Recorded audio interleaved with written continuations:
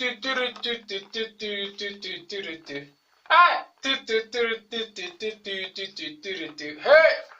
what's up, y'all? My name is G Money, and welcome to Get Smart Quick. And on today's episode, we're gonna really be focusing on SA tourism. And SA tourism markets South Africa internationally, and it gets its funds from the Department of Tourism. And it promotes SA through travel shows and intelligent PR. So the responsibilities of SA tourism, goddamn, it's hot as a motherfucker here. The responsibility of SA tourism is that it gives the growth. It's all about growth, baby. And also markets tourism internationally and nationally. It also has to maintain the maintaining of improving. How can I rephrase? Let me rephrase this better. It maintains the improvement of SA facilities. You know what I'm saying? So that we can also be on the international level, so we can compete. You know what I'm saying? Our stuff got to be on that level so we can compete, you know. In that, SA South African tourism focus on Imvelo Awards, which award responsible tourism. We know people who love the green movement, so yay.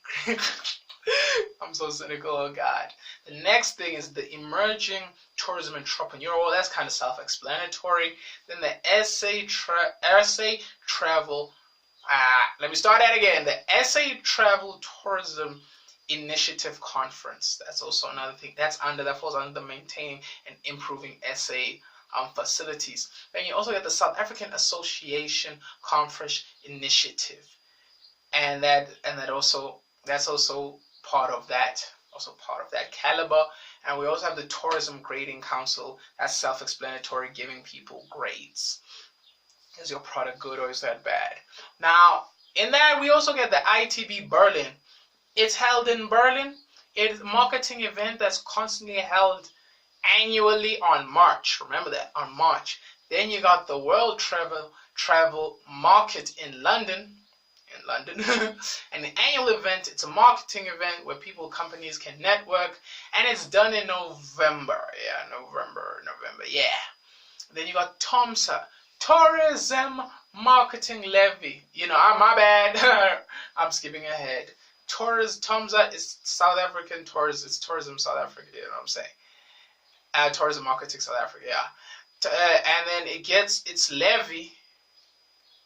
That's 1% of all bookings from these places all over the world. Yes, and not all of the world companies that for confirmed bookings. So 1% for all confirmed bookings, and then it's voluntary and it's non-taxable. So remember that Tomsa gets its money from the Tourism Marketing Levy South Africa. That's what it stands for, and it gets that 1% from all confirmed booking. It's voluntary and it's non-taxable. Then you got the trade shows. The trade shows, my friends, are the Indaba, that's held in Durban, exhibits the best tourism products to attract lots of international attention. Gateway exhibition, open to the public. It's based on the magazine. We've all seen it when you're chilling at the doctor's office or something like that. And you're like, I hate these.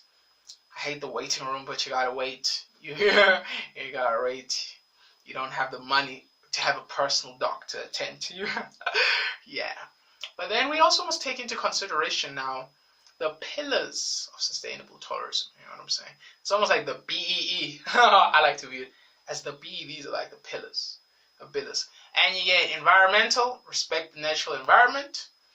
2, the economy, responsible for the employment of people, and socially, the impact we have on people as a whole. Environment. Resource management. Resource management is basically you're conserving the energy. That's what you're conserving the energy. Next thing is waste management. Reduce, reuse, recycle. We've heard this since we were little children. We indoctrinated to know it. That's what it is. The next thing, control litter. We gotta limit litter, man. Litter is not beautiful. It's not appealing to the eyes. It smells. It gets stuck on your clothes. That's not really nice, bro. The next thing is control. We already said control litter, but environmental friendly. Garden. You gotta create gardens and buildings that are very friendly. The allows natural light to come in, you know, those type of things. The materials don't they are made, but when they're made, they don't create poisonous gases in the atmosphere. So that's what we mean environmentally friendly. Next thing, promotion of flora. So you must try and promote good plants, not alien plants. Alien plants, dog, they suck up a lot of water to destroy the soil because it's not where they're from.